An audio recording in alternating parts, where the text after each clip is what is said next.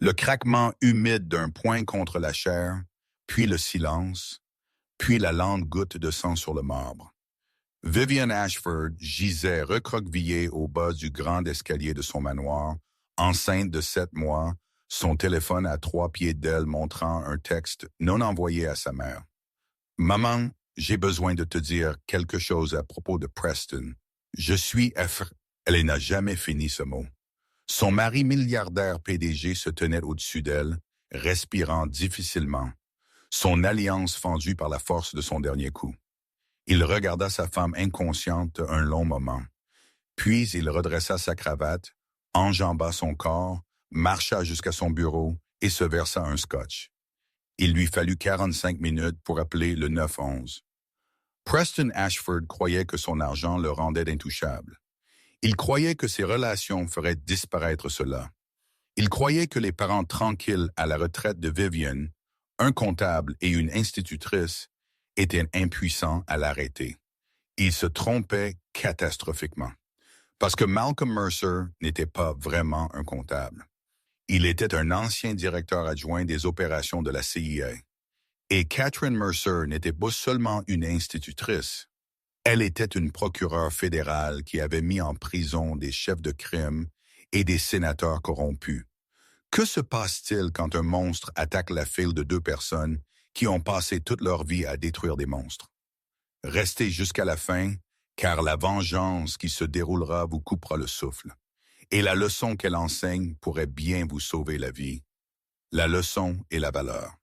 Cette histoire porte un message puissant pour chaque femme qui s'est un jour sentie piégée, effrayée, ou seule dans une relation qui s'est lentement transformée en prison.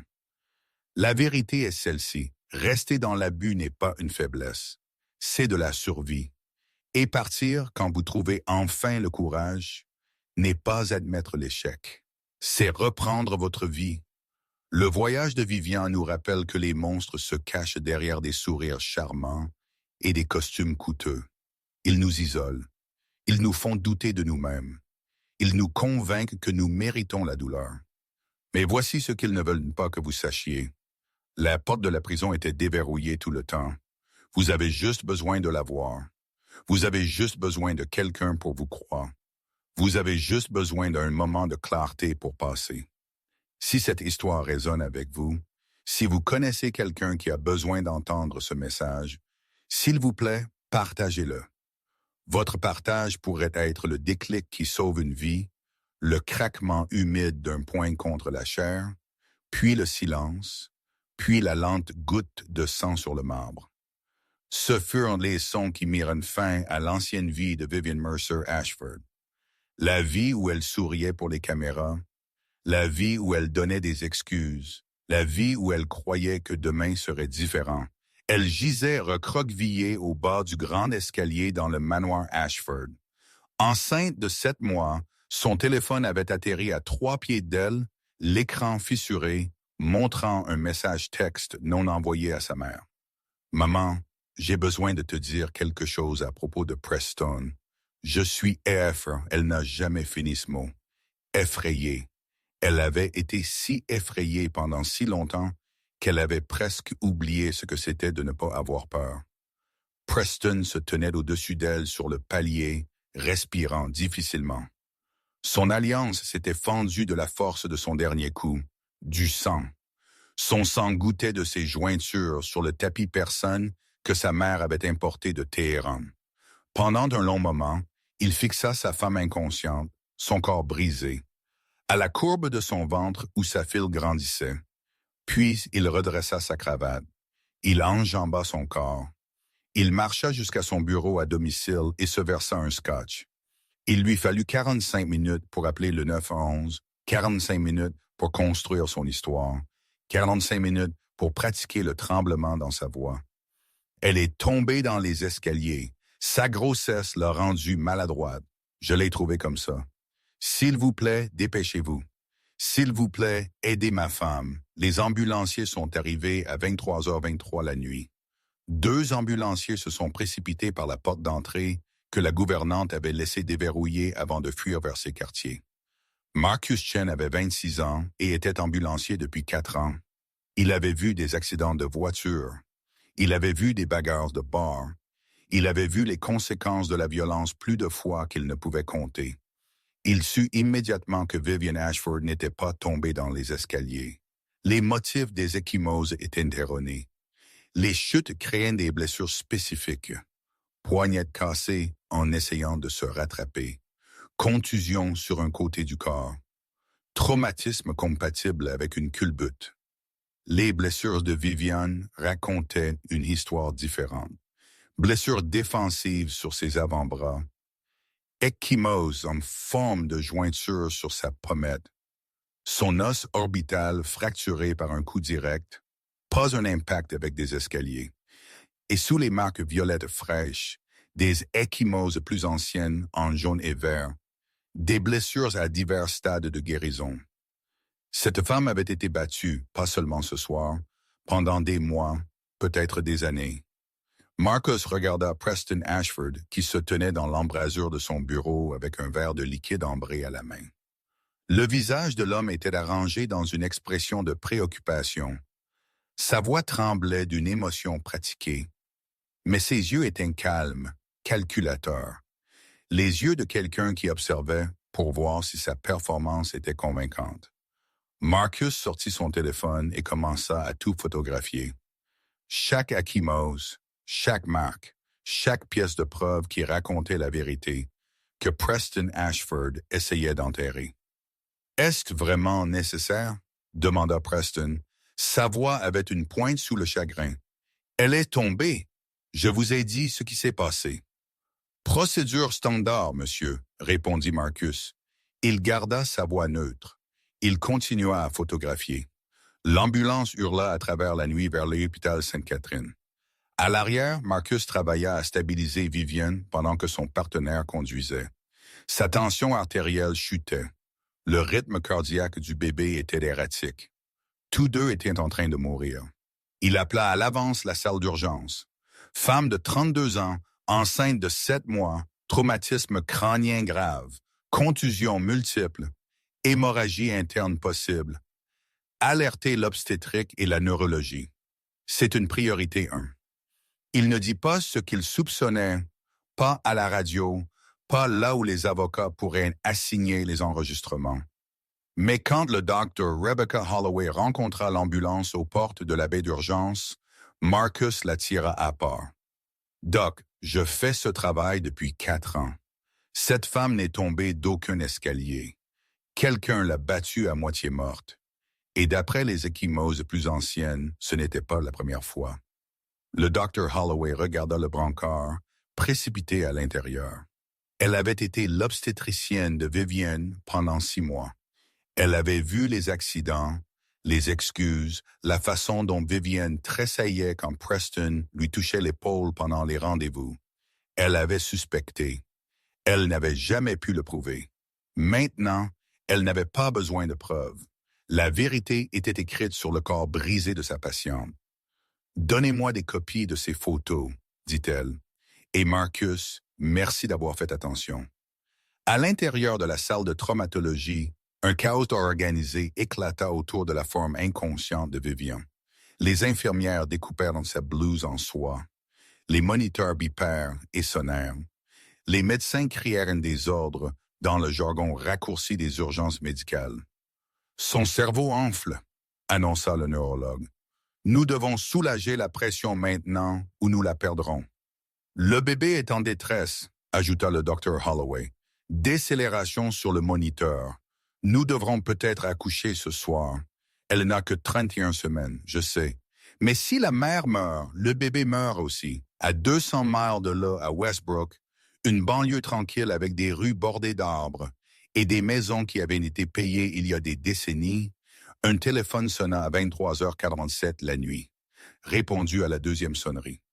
64 ans, il avait le calme usé d'un homme qui avait passé 30 ans à répondre à des téléphones qui n'apportaient que de mauvaises nouvelles. Sa main était ferme, sa voix était égale. « C'est Malcolm Mercer. Monsieur Mercer, c'est l'hôpital Sainte-Catherine en ville. Votre fille, Vivian, a été admise dans un état critique. Vous devriez venir immédiatement. » Malcolm ne posa pas de questions. Il ne perdit pas de temps sur des détails qui deviendraient clairs assez tôt. Il dit simplement « Nous sommes en route ». Il raccrocha et marcha jusqu'à la chambre où sa femme, Catherine, était déjà éveillée, assise dans son lit, le regardant avec des yeux qui avaient trop vu en 62 ans pour prétendre que tout allait bien. « C'est Vivian, dit-il. » Le visage de Catherine devint très immobile. Pas choquée, pas larmoyante, quelque chose de plus froid, quelque chose que quiconque l'avait affronté dans une salle d'audience aurait reconnu immédiatement. « À quel point? » demanda-t-elle. « Critique, elle et le bébé. » Catherine tendait déjà la main vers son téléphone. « Je vais appeler le juge Hendricks, qu'il mette un arrêt sur toute demande de dossier scellé des avocats de la famille Ashford. » Malcolm marqua une pause dans l'embrasure de la porte. « Vous pensez? Je l'ai pensé pendant 2 ans. » Elle arrêta de faire ses bagages, ses mains figées au-dessus d'une chemise à moitié pliée. Je ne pouvais juste pas le prouver. Sa voix se brisa, à peine. Je ne pouvais pas le prouver, et maintenant notre fille pourrait mourir. Dans la lumière pâle de leur chambre, Catherine Mercer plia la même chemise 3 fois sans le remarquer. La déplia, la plia à nouveau. Ses mains tremblaient, des mains qui étaient restées fermes. Tout en contre-interrogeant des meurtriers, tout en plaidant devant la Cour suprême, tout en mettant en prison certains des hommes les plus dangereux du pays. Malcolm traversa la pièce et lui prit la chemise. Il la posa de côté et la serra contre lui. « Nous ne savions pas, dit-il. Nous aurions dû le voir. Nous aurions dû. » Catherine, la voix de Malcolm était ferme mais douce. Nous n'aurions pas pu savoir ce qu'elle n'était pas prête à nous dire. Mais nous savons maintenant, et maintenant nous agissons. Catherine recula et regarda son mari, le comptable à la retraite, l'homme tranquille qui faisait des mots croisés le dimanche matin et cultivait des tomates dans le jardin, l'homme dont le dossier personnel à l'anglais était toujours classifié au plus haut niveau. « Qu'allez-vous faire » demanda-t-elle. L'expression de Malcolm ne changea pas, mais quelque chose dans ses yeux changea. Une porte s'ouvrant sur une pièce qui avait été verrouillée pendant une décennie. « Quoi que je doive faire, dit-il, quoi qu'il faille pour assurer la sécurité de notre fille et faire en sorte que l'homme qui l'a blessée ne blesse plus jamais personne. » Ils conduisirent à travers leur nuit, 200 miles d'autoroute sombre, de silence, de peur qu'aucun d'eux n'admettrait ressentir. Catherine passa des appels depuis le siège passager, sa voix calme et professionnelle, même si son cœur battait contre ses côtes. Malcolm conduisait à exactement 7 miles au-dessus de la limite de vitesse, assez vite pour importer, assez lentement pour éviter la police.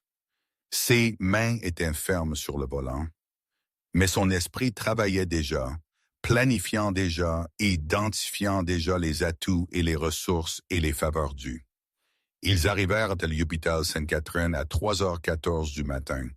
La salle d'attente était silencieuse à cette heure, peuplée seulement par les désespérés et les endeuillés. Preston Ashford était assis dans la section familiale privée, l'air approprié et dévasté. Sa chemise était froissée.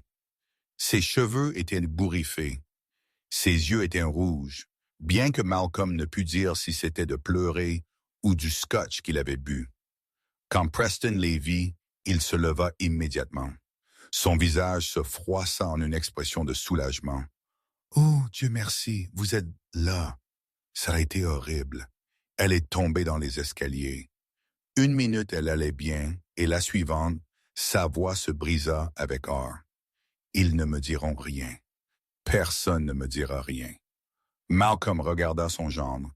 Il regarda la peau fendue sur les jointures de Preston, mal dissimulée par un bandage. Il regarda la petite éclaboussure de sang sur le col de Preston que le nettoyeur à sec ne pourrait jamais expliquer. Il ne dit rien. Il s'assit simplement en face de Preston et attendit. Catherine s'assit à côté de son mari. Preston tendit la main vers elle et elle le laissa la prendre. Son visage était un masque de préoccupation maternelle, une performance aussi polie que celle de Preston. Mais son autre main était cachée dans la poche de son manteau, tapant rapidement sur son téléphone. Preston continua à parler, les mots déversant des histoires d'accidents et de regards, et de comment la grossesse avait rendu Viviane maladroite, de comment il l'avait avertie d'être prudente, de comment il l'avait trouvée au bas des escaliers et avait appelé le 911 immédiatement. Malcolm nota chaque mensonge, chaque incohérence, chaque phrase répétée qui sonnait juste légèrement trop parfaite. Il avait interrogé des hommes qui avaient fait des choses terribles, des hommes qui croyaient leurs mensonges, des hommes qui s'étaient convaincus que leurs victimes méritaient ce qui leur était arrivé. Il savait exactement ce qu'était Preston Ashford. Mais il ne dit rien. Pas encore. Parce que le comptable tranquille à la retraite savait quelque chose que Preston Ashford ne savait pas. La vengeance est un plat qui se mange froid. Et Malcolm Mercer avait 30 ans de pratique à garder les choses froides. À 4h47 du matin, le Dr. Rebecca Holloway demanda à parler au Mercer en privé. Elle les conduisit dans une petite salle de consultation, ferma la porte et abandonna toute prétention de neutralité professionnelle. « Votre fille n'est pas tombée, dit-elle. Sa voix était tendue d'une fureur contenue. Elle a été battue. Sévèrement. Il y a des blessures à divers stades de guérison remontant à des mois, possiblement des années. Son os orbital est fracturé, 3 côtes oussées, 2 d'entre elles des fractures plus anciennes qui n'ont jamais guéri correctement. Blessures défensives sur ses avant-bras, motifs d'ecchymose compatibles avec des coups répétés avec un poing fermé. Catherine ne tressaillit pas. Avez-vous tout documenté? Chaque marque, le Dr. Holloway rencontra ses yeux. J'ai déjà contacté l'équipe juridique de l'hôpital et les forces de l'ordre. L'ambulancier qui l'a amené a pris des photos sur les lieux. Cela ne va pas disparaître dans un dossier quelque part. Je ne le permettrai pas. Malcolm parla pour la première fois depuis leur arrivée. Le bébé, nous l'avons accouché par césarienne d'urgence à 1h12 ce matin. La voix du Dr. Holloway s'adoucit légèrement. Elle est aux soins intensifs néonatales. 3 livres, 2 onces, 31 semaines de gestation. Elle se bat. Et Viviane? En chirurgie maintenant. Il y a un gonflement dans son cerveau. Le neurologue travaille à soulager la pression. Le Dr. Holloway hésita. Je ne vous mentirai pas. C'est sérieux. Nous ne savons pas encore si elle se réveillera ou dans quel état elle sera si elle le fait. Catherine absorba cette information avec la même immobilité qu'elle avait montrée dans la chambre. Puis elle hocha la tête une fois et demanda « De quoi avez-vous besoin de nous ?» Pour l'instant, soyez juste ici quand elle se réveillera, si elle se réveille. Elle va avoir besoin de ses parents. Elle va avoir besoin de plus que ça, dit Malcolm calmement. Elle va avoir besoin de savoir qu'elle est en sécurité, qu'il ne pourra plus jamais la toucher. Holloway regarda cet homme tranquille avec ses cheveux gris et ses lunettes de lecture et son cardigan. Elle se demanda ce qu'elle manquait, ce que tout le monde manquait à propos de Malcolm Mercer. « Je crois que vous avez raison, dit-elle, et je crois que vous allez vous en assurer. » Elle avait plus raison qu'elle ne le savait. Le détective Samuel Briggs était dans la police depuis 27 ans. Il avait vu le pire que les êtres humains pouvaient se faire mutuellement. Il avait appris à compartimenter, à prendre de la distance, à traiter les scènes de crime comme des puzzles plutôt que des tragédies. Mais quelque chose dans l'affaire Ashford lui donnait la chair de poule. Il arriva à l'hôpital Sainte-Catherine à 6h15 du matin, répondant à l'appel du Dr. Holloway. Le nom Ashford avait déjà déclenché une cascade d'appels téléphoniques. Le chef de la police au capitaine, le capitaine au lieutenant, le lieutenant à Briggs. « Gérez cela avec prudence », avait dit le lieutenant. Les Ashford ont construit 3 hôpitaux dans cette ville. Ils emploient 4000 personnes. Ils font des dons au fonds de bienfaisance de la police chaque année. Gérez cela avec prudence. Briggs comprit ce que cela signifiait. Cela signifiait marcher avec légèreté. Cela signifiait ne pas faire de vagues. Cela signifiait se souvenir de qui signait des chèques. Il était fatigué de ce que cela signifiait. Marcus Chen, le jeune ambulancier, le rencontra dans le hall de l'hôpital avec une enveloppe en papier craft pleine de photographies. Les mains du gamin étaient fermes, mais sa mâchoire était tendue de colère. Je fais ce travail depuis 4 ans, dit Marcus. Je sais à quoi ressemble une chute. Cette femme n'est pas tombée. Briggs étala les photographies sur une table dans une salle de consultation vide. Il vit les motifs des ecchymoses, les blessures défensives, les marques jaunissantes sous le violet frais. Il vit exactement ce que Marcus avait vu. Vous avez tout documenté, dit-il. Ce n'était pas une question. Je savais que quelqu'un essaierait de faire disparaître cela. Marcus rencontra ses yeux. Je n'allais pas laisser cela arriver. Le docteur Holloway les rejoignit avec des dossiers médicaux remontant à 6 mois. Visites aux urgences pour une entorse au poignet, une épaule contusionnée et un œil au beurre noir que Vivian avait expliqué comme une chute sous la douche. Chaque incident documenté, chaque blessure photographiée, un schéma que personne n'avait relié jusqu'à présent. Elle est venue me voir pour des soins prénataux, dit le docteur Holloway. Elle semblait toujours nerveuse quand son mari était dans la pièce. Elle tressaillait quand il la touchait. J'ai demandé une fois si tout allait bien à la maison, et elle a changé de sujet si vite que j'ai su la réponse. Pourquoi ne l'avez-vous pas signalé? Signalé quoi? Une femme qui tressaillait? Une femme qui disait qu'elle allait bien? La voix du docteur Holloway était amère. Elle n'a jamais rien admis. Elle n'a jamais demandé d'aide. Je ne pouvais pas la forcer à me dire ce qui se passait à huis clos. Briggs comprit. Il avait déjà traité des cas de violence domestique, des victimes qui protégeaient leurs agresseurs, des femmes qui croyaient les excuses, des épouses qui avaient plus peur de partir que de rester. L'infirmière qui avait admis Vivian apparut dans l'embrasure de la porte, tenant un téléphone fissuré dans un sac de preuves. « Nous avons trouvé ceci dans ses effets personnels, dit l'infirmière. Il y a un message qu'elle essayait d'envoyer. » Briggs lut le texte partiel. « Maman, j'ai besoin de te dire quelque chose à propos de Preston. Je suis FFR. Elle essayait de dire à quelqu'un, dit l'infirmière tranquillement. Et il l'a arrêté, répondit Briggs. Il regarda les preuves rassemblées, photographies, dossiers médicaux, un cri à moitié envoyé à l'aide. Cela ne va pas être facile. Les Ashford ont des avocats, des relations, de l'argent, docteur. Le docteur Holloway redressa sa colonne vertébrale. Je me fiche de ce qu'ils ont. Cette femme est ma patiente. Ce bébé aux soins intensifs néonatals est mon patient. Je témoignerai de tout ce que j'ai vu et documenté. Je ne serai pas intimidé. Briggs faillit sourire. Il était rare de trouver des gens avec ce genre de colonne vertébrale. Bien, laissez-moi interroger le mari. La réaction de Preston Ashford à l'interrogatoire dit à Briggs tout ce qu'il avait besoin de savoir. Pendant les premières minutes, Preston maintint sa performance. Le mari inquiet, le partenaire dévasté, l'homme qui ne pouvait pas comprendre comment ce terrible accident était arrivé. Puis Briggs mentionna les photographies, les blessures documentées, le schéma d'abus remontant à des mois. Le masque de Preston glissa. « Avez-vous la moindre idée de qui je suis ?» demanda-t-il. Sa voix avait perdu le tremblement, le chagrin, l'émotion soigneusement construite. Ce qui restait était froid et dur. Ma famille a construit 3 hôpitaux dans la ville. Nous employons plus de personnes que toute autre entreprise de l'État. Vous voulez vraiment faire de moi un ennemi à cause de la maladresse de ma femme? Je veux la vérité, Monsieur Ashford. La vérité, Preston Ritt, mais il n'y avait pas d'humour là-dedans. La vérité est que ma femme est enceinte et hormonale et qu'elle tombe constamment depuis des mois. Demandez à n'importe qui. Demandez à son médecin.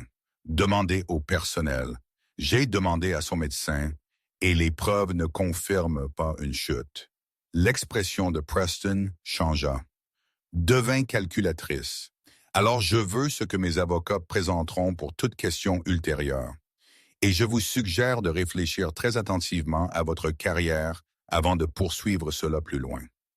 Briggs regarda cet homme dans son costume coûteux, avec sa coupe de cheveux coûteuse et son manoir coûteux plein de mensonges coûteux. Il pensa à sa pension, aux fonds universitaires de ses enfants, à l'avertissement du lieutenant de gérer cela avec prudence. Puis, il pensa à la femme à l'étage avec la tête ouverte et son bébé luttant pour sa vie dans un incubateur. Je vous recontacterai, Monsieur Ashford. L'usine était silencieuse à 7 heures du matin, le léger bip des moniteurs, le murmure des ventilateurs, le cri occasionnel d'un nourrisson pas encore assez fort pour crier. Catherine Mercer se tenait à la fenêtre, regardant sa petite fille. 3 livres, 2 onces, une peau si fine que l'on pouvait voir les veines bleues en dessous. Un tube dans la gorge, la faisant respirer parce que ses poumons n'étaient pas encore prêts. Le bébé n'avait pas de nom. Viviane n'avait pas encore décidé. Elle avait attendu, voulant rencontrer sa fille avant de choisir. Maintenant, elle pourrait ne jamais la rencontrer. Catherine pressa sa paume à plat contre la vitre. En 35 ans en tant que procureure fédérale, elle avait mis en prison des hommes qui faisaient des choses terribles, des meurtriers, des violeurs, des hommes qui détruisaient des familles sans remords. Elle avait maintenu son sang-froid à travers tout cela. Elle avait cru au système, à la justice, à l'idée que la vérité finirait par prévaloir. Mais elle n'avait jamais voulu que quelqu'un soit détruit comme elle voulait que Preston Ashford soit détruit. Malcolm la trouva là 1 heure plus tard. Il se tenait à côté d'elle, regardant la petite forme dans l'incubateur. « C'est une battante, dit-il, comme sa mère, comme sa grand-mère. Malcolm, qu'allons-nous faire? » Ce n'était pas une question de stratégie ou de planification. C'était la supplique désespérée d'une mère regardant son enfant souffrir, regardant son petit enfant lutter pour survivre. Malcolm resta silencieux un long moment. Puis il dit, « J'ai passé un coup de fil. » Catherine le regarda. « Un coup de fil à qui? » Il ne répondit pas directement. Au lieu de cela, il dit, « J'ai passé 30 ans à travailler pour une agence qui n'existe pas officiellement. J'ai fait des choses qui n'apparaîtront jamais dans aucun livre d'histoire. J'ai noué des relations avec des gens qui ont accès à des informations que la plupart des Américains ne peuvent pas imaginer. » Elle attendit. « J'ai demandé une faveur. L'Anglais m'envoie tout ce qu'ils ont sur Theodore et Preston Ashford. Chaque compte offshore, chaque scandale enterré, chaque témoin qu'ils ont payé, chaque secret qu'ils croyaient sûr. » Catherine fixa son mari, l'homme tranquille qui faisait des mots croisés, le père doux qui avait appris à Viviane à faire du vélo. « Tu as dit que tu n'utiliserais plus jamais ces contacts. C'était avant que quelqu'un n'essaye de tuer notre fille. » Les mots restèrent en suspens entre eux. Devant eux, à travers la vitre, la poitrine de leur petite fille se soulevait et s'abaissait avec des respirations assistées par machine. « J'ai passé ma carrière à mettre les criminels en prison par les voies légales, » dit Catherine lentement. « Des preuves appropriées, des procès équitables, une procédure régulière. Et tu étais bon à ça. Mais ceci, utiliser des atouts de renseignement, sortir des dossiers classifiés, ce n'est pas légal. » Non, Malcolm se tourna pour lui faire face. Ce ne l'est pas. Et si tu veux que j'arrête, je le ferai. Si tu veux faire confiance au système pour gérer cela, je me retirerai et laisserai faire. Catherine regarda sa petite fille, les moniteurs traquant les signes vitaux qui pouvaient changer en un instant. L'incubateur qui était la seule chose qui maintenait cette petite vie attachée au monde. « Le système a échoué notre fille, dit-elle. Le système l'a laissé la blesser pendant des années parce que personne n'était prêt à voir ce qui se passait. » Elle se tourna vers Malcolm. « N'arrête pas.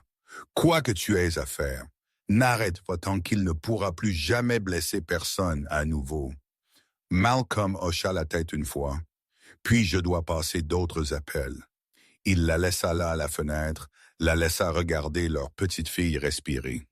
3 étages plus haut, Viviane gisait dans un coma médicalement provoqué pendant que les chirurgiens travaillaient à lui sauver la vie. Le gonflement de son cerveau avait été pire que ce que les scanners initiaux montraient. Ils durent retirer une section de son crâne pour soulager de la pression.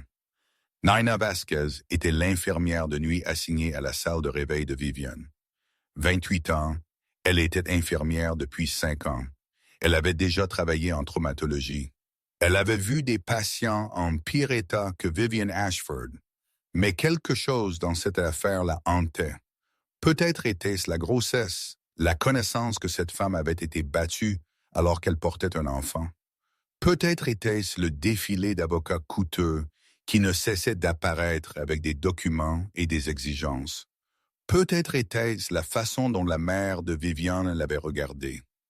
Non pas avec chagrin ou peur, mais avec une fureur froide et déterminée que Nina reconnut.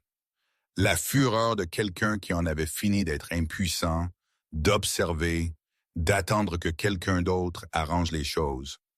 À 2h17 du matin, Nina vérifiait les signes vitaux de Vivienne quand elle remarqua quelque chose. Un scintillement de mouvement, les lèvres bougeant sans son. Elle se pencha, son oreille à quelques centimètres de la bouche de Vivienne. Les mots étaient à peine audibles, plus formés que prononcés. J'ai essayé d'être assez bonne. J'ai essayé si fort. Nina sentit des larmes lui piquer les yeux. Elle avait déjà entendu des mots similaires. De femmes qui se blâmaient pour la violence qui leur était faite. De victimes qui croyaient que si elles avaient juste été meilleures, plus intelligentes, plus obéissantes, les abus auraient cessé. « Ce n'était pas ta faute, » murmura Nina. « Quoi qu'il soit arrivé, ce n'était pas ta faute. » Viviane ne répondit pas. Elle retomba dans l'obscurité chimique du coma, laissant Nina seule avec ces mots terribles résonnant dans le silence. Plus tard ce jour-là, quand Catherine Mercer vint s'asseoir avec sa fille, Nina lui raconta ce qu'elle avait entendu. « Elle a dit qu'elle a essayé d'être assez bonne, » expliqua Nina. « Elle a dit qu'elle a essayé si fort. » La main de Catherine se serra sur celle de sa fille. Ses yeux brillèrent, mais aucune larme ne tomba. « C'est ce qu'il lui a dit, » dit Catherine. « C'est ce que les hommes comme lui disent toujours à leurs victimes, que c'est leur faute. Que si elles étaient juste assez bonnes, les coups s'arrêteraient. » Elle se pencha près de la forme inconsciente de Viviane. « Tu étais toujours assez bonne, ma chérie. Tu étais toujours parfaite. C'est lui qui était brisé. Pas toi. Jamais toi. » Nina les laissa seules, mais elle fit une note dans le dossier de Viviane, patiente réactive aux stimuli verbaux. Possible traumatisme émotionnel nécessitant un soutien psychologique au réveil. Et elle fit une autre note qui n'alla dans aucun dossier officiel, surveiller les tentatives du mari d'accéder à la patiente. Ne pas l'autoriser de visite non supervisée en aucune circonstance. Certaines choses ne pouvaient pas être réparées par la médecine, mais elles pouvaient être protégées par la vigilance, par l'attention. Des gens qui refusaient de détourner le regard. Malcolm Mercer se tenait dans le parking de l'hôpital, 3 niveaux sous la surface, dans une alcôve en béton qu'aucune caméra de sécurité ne pouvait atteindre. Son téléphone vibrait avec des fichiers entrants, des transmissions cryptées de contacts qui officiellement n'existaient plus, des informations qui ne verraient jamais l'intérieur d'une salle d'audience, mais qui remodèleraient entièrement le champ de bataille. La famille Ashford avait des secrets. Theodore Ashford, le père de Preston, avait bâti son empire immobilier sur la corruption, en soudoyant des inspecteurs, en intimidant des concurrents, en enterrant des preuves de défaut de construction qui avaient coûté des vies. Preston avait appris aux côtés de son père comment faire disparaître les problèmes, mais les Ashford n'avaient jamais affronté un ennemi comme Malcolm Mercer. Pendant 30 ans, Malcolm avait opéré dans un monde où l'information était la monnaie et l'influence était le pouvoir. Il avait renversé des régimes, il avait exposé des opérations, il avait retourné des atouts et géré des défections et fait des choses qui n'apparaîtraient jamais dans aucune histoire officielle. Il était à la retraite maintenant, l'avait été pendant une décennie, mais les contacts demeuraient.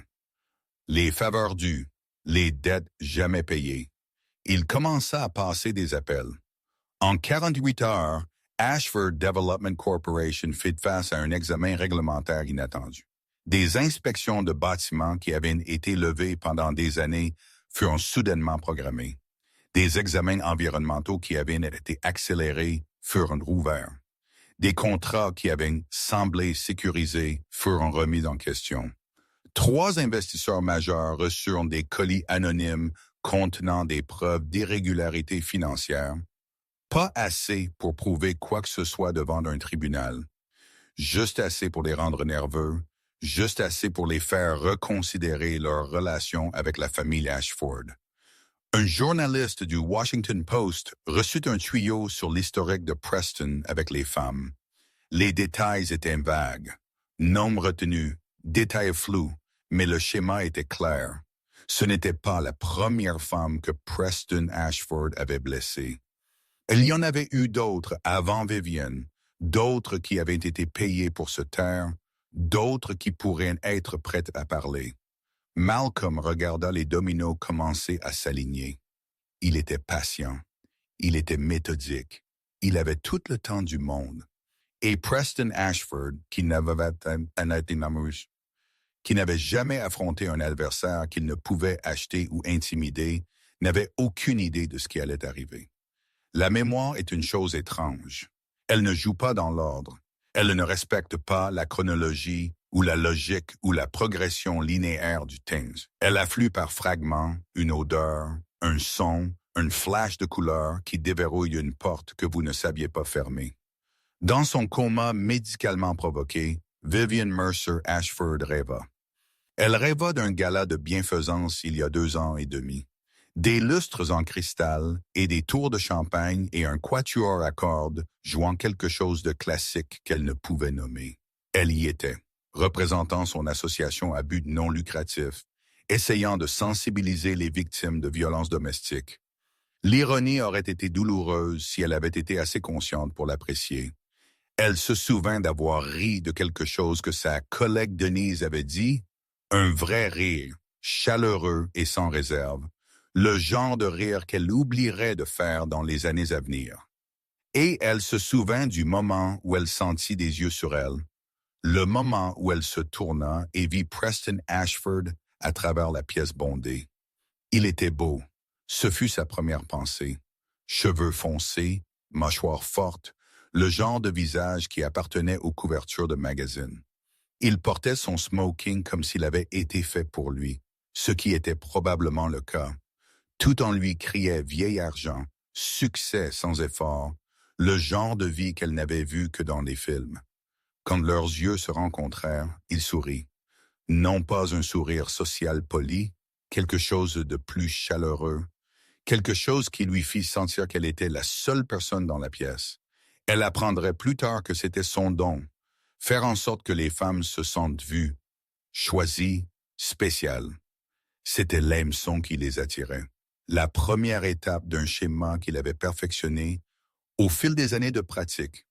Mais cette nuit-là, elle ne savait pas. Cette nuit-là, elle était juste Vivian Mercer, 30 ans, dévouée à son travail, solitaire d'une manière qu'elle n'aimait pas admettre. Et quand Preston Ashford se présenta, elle sentit quelque chose qu'elle n'avait jamais ressenti auparavant. La possibilité. La cour fut un tourbillon. Dîner privé dans des restaurants avec des listes d'attente d'1 mois. Voyage de week-end à Paris, à Londres, à une île privée dans les Caraïbes. Des fleurs livrées à son bureau tous les jours, jusqu'à ce que ses collègues plaisantent en disant qu'elle dirigeait un jardin botanique. Il envoyait des SMS constamment, appelait chaque soir, se présentait à ces événements avec un sourire et un compliment, et une intensité qui la faisait se sentir ivre sans alcool. Elle comprendrait plus tard le nom de ce comportement. Le love bombing. Le fait d'accabler délibérément un partenaire d'attention et d'affection pour créer de la dépendance et de la gratitude. Mais à l'époque, elle pensait juste avoir trouvé l'amour. Il m'a fait sentir que j'étais la seule femme au monde, dirait-elle plus tard à son thérapeute. Je n'ai réalisé que bien plus tard qu'il voulait que je me sente comme la seule femme dans son monde, comme si je n'existais pas en dehors de celui-ci. L'isolement commença subtilement. De petits commentaires qui semblaient être de l'inquiétude, des questions qui semblaient être de l'intérêt. Ton amie Denise semblait vraiment critique envers toi ce soir. Je m'inquiète juste qu'elle n'ait pas tes meilleurs intérêts à cœur. Ton patron te demande beaucoup. Peut-être n'as-tu pas besoin de travailler si dur. Je peux prendre soin de nous deux. Ton appartement est si petit. Pourquoi ne déménages-tu pas chez moi? Tu aurais tellement plus d'espace et nous pourrions nous voir plus. Un par un, ses liens se sont érodés. Ses amis sont devenus des connaissances, sont devenus des étrangers. Son travail est devenu à temps partiel, est devenu occasionnel, est devenu rien. Son appartement, sa voiture, son compte bancaire, tout a été absorbé dans le monde de Preston jusqu'à ce qu'elle n'ait plus rien qui soit uniquement à elle. Au moment où elle a réalisé ce qui se passait, elle était mariée, vivant dans son manoir, dépendante de son argent, entourée de son personnel et de ses amis et de sa famille, qui tous la regardaient comme un accessoire, une possession, quelque chose que Preston avait acquis et pouvait disposer à volonté. Le premier coup est venu 8 mois après le mariage. Elle était allée à un événement caritatif sans lui dire. Une erreur honnête, elle l'avait mentionné des semaines auparavant, et il avait semblé distrait, et elle avait supposé qu'il s'en souvenait. Elle est rentrée tard, bourdonnante de la satisfaction d'une collecte de fonds réussie, pensant à toutes les familles qu'elle avait aidées cette nuit-là. Elle a trouvé Preston qui l'attendait dans le salon sombre. Où diable étais-tu? Ce n'était pas une question. Sa voix était plate, contrôlée, plus effrayante que n'importe quel cri. Elle commença à expliquer l'événement caritatif, celui qu'elle avait mentionné, les familles qui avaient besoin. La gifle est venue si vite qu'elle ne l'a pas vue. Elle était au sol avant de comprendre ce qui s'était passé. Sa joue brûlait, son oreille sonnait. Elle ne pouvait pas donner de sens à la pièce autour d'elle. Puis il pleurait, sanglotait. À genoux à côté d'elle, la tirant dans ses bras, lui caressant les cheveux tandis que les larmes coulaient sur son visage. J'avais si peur que quelque chose t'arrive.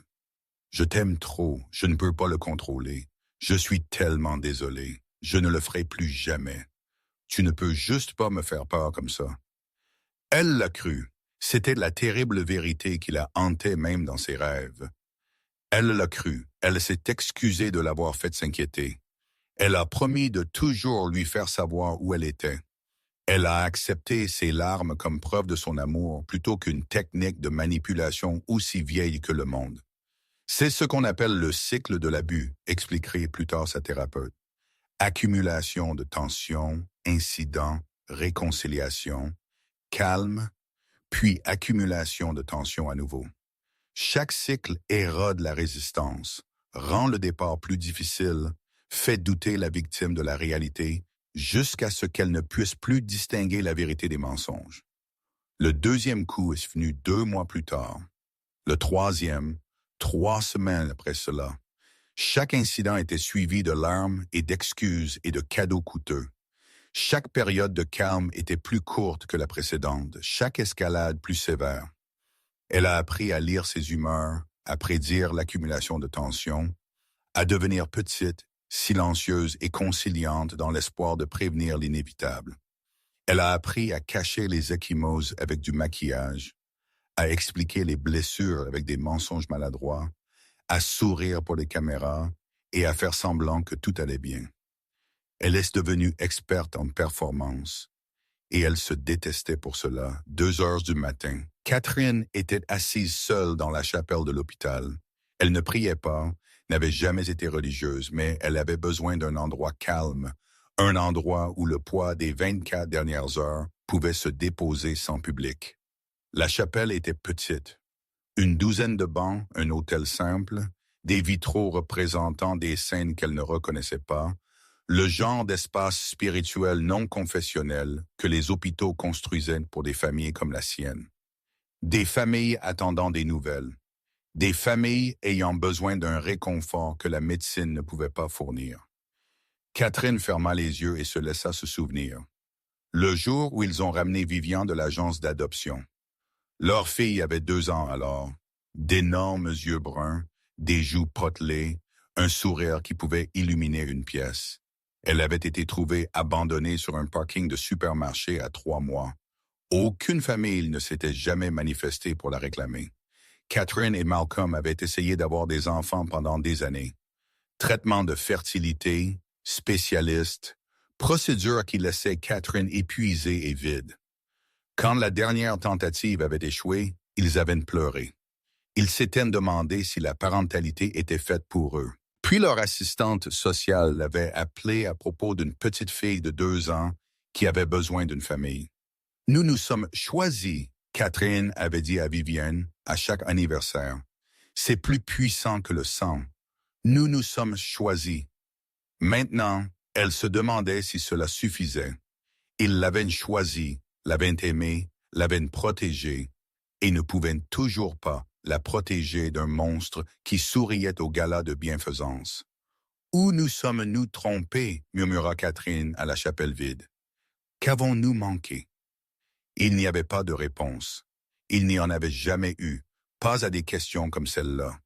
La seule réponse était le poids de la culpabilité qui ne s'allégerait jamais complètement. Dans le couloir, à l'extérieur de l'unité de soins intensifs chirurgicaux, Malcolm tenait une tasse de café qui était devenue froide 2 heures auparavant. Il n'en avait pas bu une gorgée. Il pensait à une conversation avec Vivian il y a 3 ans. Un appel téléphonique un dimanche après-midi. « Papa, j'ai rencontré quelqu'un. Je pense que c'est peut-être ça. » La joie dans sa voix, l'espoir, le son de sa fille enfin prête à ouvrir son cœur à quelqu'un de nouveau. Il avait été heureux pour elle. Dieu lui pardonne. Il avait été heureux. Il avait accueilli Preston dans leur famille sans question, lui avait serré la main au mariage, avait porté un toast aux jeunes mariés, les avait regardés partir vers leur nouvelle vie ensemble. Il aurait dû enquêter, aurait dû fouiller le passé de Preston comme il l'aurait fait avec n'importe quel atout, aurait dû faire confiance à ses instincts, qui l'avaient picoté de malaise dès la première rencontre. Mais Vivian avait semblé si heureuse, et Malcolm avait désespérément voulu que sa fille y trouve l'amour. Le café avait formé une pellicule de crème froide sur le dessus. Malcolm le fixa sans voir. « J'aurais dû savoir, pensa-t-il. J'aurais dû te protéger. » 2 étages plus bas, à Lucerne, une infirmière de nuit nommée Maria chantait doucement au bébé Ashford. La chanson était une vieille berceuse, une que sa grand-mère lui avait chantée en espagnol quand elle était petite. Le bébé ne pouvait probablement pas l'entendre. Le bébé luttait, pour chaque respiration, luttant avec des poumons qui n'étaient pas prêts pour le monde. Mais Maria chantait quand même, parce que parfois les choses qui aident le plus sont les choses que nous ne pouvons pas mesurer. La présence d'un autre être humain, la vibration d'une voix dans l'air, l'acte simple et puissant de ne pas être seul. « Tiens bon, petite, » murmura Maria entre les couplets. « Ta maman a besoin que tu tiennes bon. » Le détective Samuel Briggs était assis dans sa voiture devant le poste de police, fixant le dossier sur ses genoux. Il était détective depuis 22 ans. Il avait appris à faire confiance aux preuves plutôt qu'à l'instinct, aux faits plutôt qu'aux sentiments, à la documentation plutôt qu'aux réactions viscérales. Les preuves dans l'affaire Ashford étaient accablantes. Dossiers médicaux, photographies, déclarations de témoins du personnel hospitalier, un schéma d'abus qui s'étendait sur des années.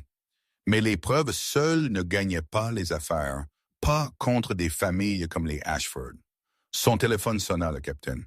« Briggs, j'ai besoin de toi dans mon bureau, maintenant. » Le bureau du capitaine était petit et encombré, décoré de distinctions et de photos de 30 ans dans la police. Le capitaine Morrison était un bon flic. Juste, honnête, le genre de leader qui croyait réellement en la justice. Mais il était aussi politique. Il savait comment le jeu se jouait. « Ferme la porte, » dit Morrison. Briggs le fit. « J'ai reçu des appels toute la matinée à propos de l'affaire Ashford, le chef, le bureau du maire. Des gens dont je n'avais pas eu de nouvelles depuis des années. » Morrison se frotta les tempes. « Ils veulent savoir pourquoi nous poursuivons ce cas. Pourquoi nous faisons du bruit à propos d'une chute accidentelle. »« Ce n'était pas une chute accidentelle, » dit Briggs. « Les preuves. Je sais ce que les preuves montrent. » Morrison le coupa. « J'ai vu les photos. J'ai lu les rapports. Je sais exactement ce que Preston Ashford a fait à sa femme. Alors pourquoi avons-nous cette conversation? Parce que savoir et prouver sont des choses différentes. » Morrison se pencha en avant. « Les Ashford ont des avocats, les meilleurs avocats. Ils nous enterreront sous les requêtes et les contre-revendications et les témoins experts qui diront n'importe quoi pour le bon prix. Ils traîneront cela pendant des années. Et quand ce sera enfin fini, Preston Ashford s'en sortira avec une tape sur les doigts et un arrangement qui fera taire tout le monde. Alors nous le laissons s'en tirer? Je n'ai pas dit ça, Morrison marqua une pause. J'ai dit, nous devons être intelligents à ce sujet. Nous devons construire un dossier béton. Nous avons besoin de preuves que même l'argent des Ashford ne peut pas faire disparaître. Nous avons des preuves. Nous avons besoin de plus. Morrison fit glisser un dossier sur le bureau. J'ai fait des recherches sur la famille, juste des enquêtes discrètes. Et j'ai trouvé des choses intéressantes sur les parents adoptifs de Vivian Ashford. Briggs ouvrit le dossier. Il lut la première page, puis la seconde. Puis il leva les yeux vers Morrison avec une expression d'incrédulité. Malcolm Mercer n'était pas un comptable. Non, il ne l'était pas. Il était de la CIA, directeur adjoint des opérations avant sa retraite, et Catherine Mercer, une carrière de 30 ans en tant que procureur fédéral. Elle a personnellement condamné la famille du crime Castellano, 3 sénateurs corrompus et un juge fédéral en exercice. Briggs ferma le dossier. Donc la famille Ashford est sur le point de faire de ces gens leurs ennemis. C'est ce que je dis.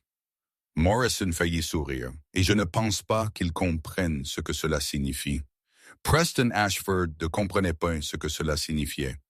Il était assis dans son bureau, entouré des attributs de la vieille richesse, des livres reliés en cuir qu'il n'avait jamais lus, des peintures à l'huile d'ancêtre qui avaient investi la fortune familiale sur le dos des travailleurs qu'ils exploitaient, un bureau fait de bois plus ancien que le pays lui-même. Ses avocats l'avaient assuré que tout était sous contrôle. La femme se remettrait ou non. Dans tous les cas, le récit était établi. Un accident tragique, un mari dévoué, une famille dévastée par le malheur. Les Mercer étaient un problème, mais gérable. Des parents éloignés essayant d'accéder à la fortune Ashford. C'est ainsi que l'histoire se déroulerait. C'est ce que les médias rapporteraient. C'est ce que le juge entendrait lorsque la requête de tutelle serait déposée. Preston prit une gorgée de son café du matin et se sentit confiant. Il avait déjà été dans des situations difficiles. Son père lui avait bien appris. L'argent résolvait les problèmes. Les avocats lissaient les angles. Le pouvoir faisait disparaître les vérités gênantes. Son téléphone sonna. Son avocat. « Nous avons un problème, dit l'avocat. « Quel genre de problème? » La requête de tutelle a été refusée. Le juge Patterson s'est récusé ce matin. Quelque chose à propos d'irrégularités financières et en cours d'examen. Le café de Preston devint amer dans sa bouche. Patterson était un allié fiable. L'avait été pendant des années. Qui examine ses finances? Je ne sais pas, mais ça empire. La commission de réglementation a annoncé des inspections surprises de notre développement de Riverside. L'EPA rouvre des examens environnementaux sur 3 autres projets. Et je viens de recevoir un appel d'un journaliste du Washington Post me demandant à propos de vos relations avec les femmes avant votre mariage.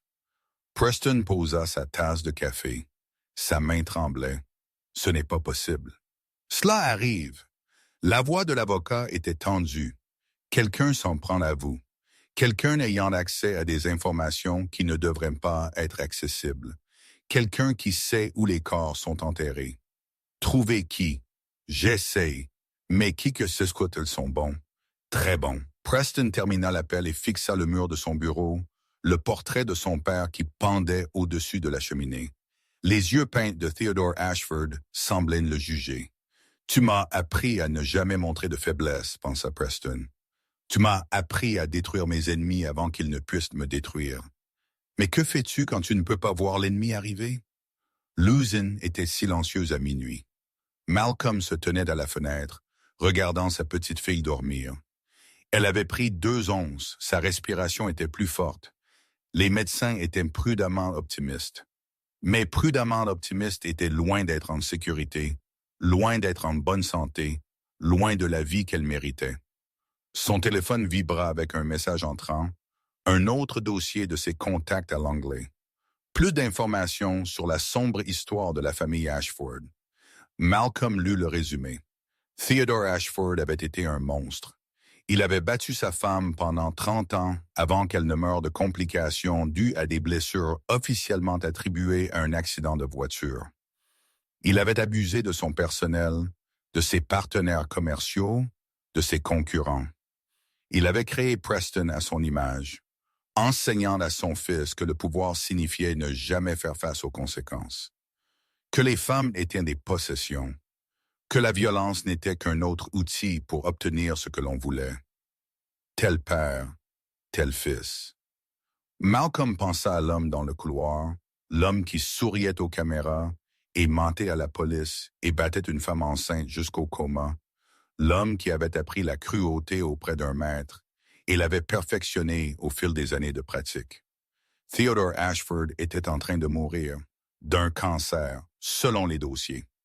Des mois à vivre, au plus, il échapperait à la justice dans ce monde, mais son fils non. Malcolm passa un autre appel à un ancien collègue qui travaillait maintenant dans le renseignement privé. J'ai besoin de tout sur les relations précédentes de Preston Ashford, les femmes avant sa femme, toute personne qui pourrait avoir des plaintes, toute personne qui aurait pu être payée pour se taire.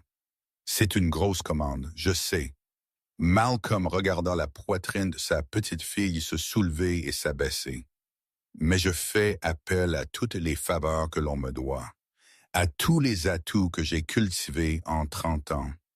Je veux que cet homme soit détruit si complètement que son nom devienne un conte d'avertissement. Il y eut un silence à l'autre bout.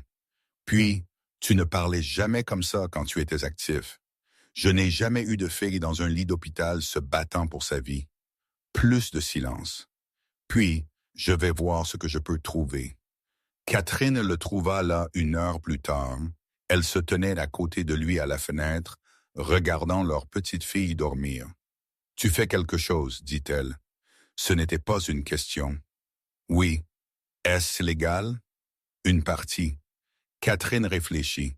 Elle avait passé sa carrière au sein du système, suivant les règles, faisant confiance au processus, croyant que la justice, même lente, finirait par prévaloir. Mais le système avait échoué, Vivian. Le système avait laissé Preston Ashford la blesser pendant des années, parce que personne n'était prêt à voir. Personne n'était prêt à agir.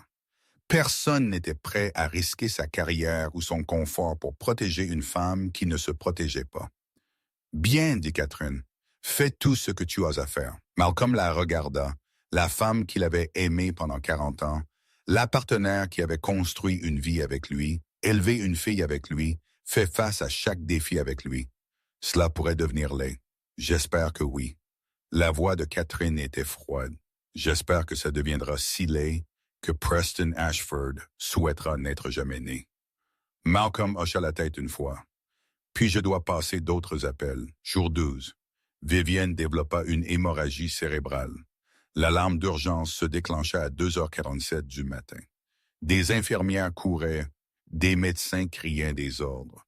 Le chaos contrôlé d'une crise médicale se déroulant à grande vitesse. Malcolm et Catherine étaient dans la salle d'attente quand le docteur Holloway les trouva. Son visage raconta l'histoire avant ces mots. Il y a une complication, un saignement dans son cerveau qui n'était pas là avant. Nous devons opérer immédiatement ou nous la perdrons. Les genoux de Catherine fléchirent. Malcolm la rattrapa, la tint debout, garda son visage inexpressif par pure force des volontés. « Faites ce que vous avez à faire, dit-il. Sauvez notre fille. La chirurgie dura 6 heures. Pendant 16 heures, Malcolm et Catherine restèrent assis dans la chapelle, ne priant pas. Aucun d'eux ne croyait en ce genre de réconfort, juste assis dans le silence, se tenant la main, attendant des nouvelles qui les sauveraient ou les détruiraient. À un certain moment, Catherine craqua.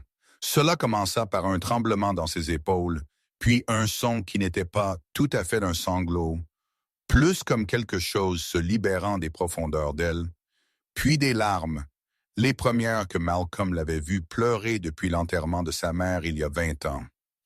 Elle essayait de le quitter, dit Catherine à travers ses larmes. Elle essayait, et nous ne savions pas. Nous ne l'avons pas aidé. Nous n'avons pas... Malcolm l'atteint. Il ne dit pas que ça allait, parce que ce n'était pas le cas. Il ne dit pas que Vivienne irait bien, parce qu'il ne savait pas. Il tenait juste sa femme pendant qu'elle pleurait pour toutes les fois où ils n'avaient pas vu ce qui se passait, toutes les fois où ils n'avaient pas posé les bonnes questions, toutes les fois où ils avaient été dupés par le charme de Preston et la performance de Vivian. « Nous allons arranger ça, dit-il finalement. Quoi qu'il arrive, nous allons arranger ça. » Pendant que Vivian luttait pour sa vie en chirurgie, Preston lança sa contre-attaque. Son équipe juridique déposa une demande de tutelle d'urgence, affirmant que Vivian était incapable de gérer ses affaires. Ils déposèrent des requêtes pour limiter l'accès des Mercer, affirmant qu'ils étaient des parents éloignés avec des motifs financiers. Ils engagèrent une entreprise de relations publiques pour gérer le récit. Preston donna une interview larmoyante à une chaîne d'information locale sympathique. Il portait un pull bleu qui rendait ses yeux humides. Il tenait une photo de Vivian de leur jour de mariage. Sa voix se brisa à tous les bons moments. « Je veux juste que ma femme se réveille. Je l'aime tellement. Je ne comprends pas pourquoi ses parents essaient de me tenir à l'écart d'elle. » L'interview devint virale. Les réseaux sociaux se remplirent du hashtag Justice pour Preston. Une collecte de fonds GoFundMe apparut pour son fonds de défense légale. Des articles d'opinion furent écrits sur des beaux-parents trop envahissants et les dangers de se précipiter pour juger. La marée de l'opinion publique tourna. Soudain, les Mercer étaient des méchants. Le couple essayant de déchirer un mari dévoué de sa femme blessée. Les étrangers interférant avec une tragédie familiale. Le détective Briggs fut retiré de l'affaire. Son capitaine appela cela un conflit d'intérêts. Son capitaine appela cela une procédure.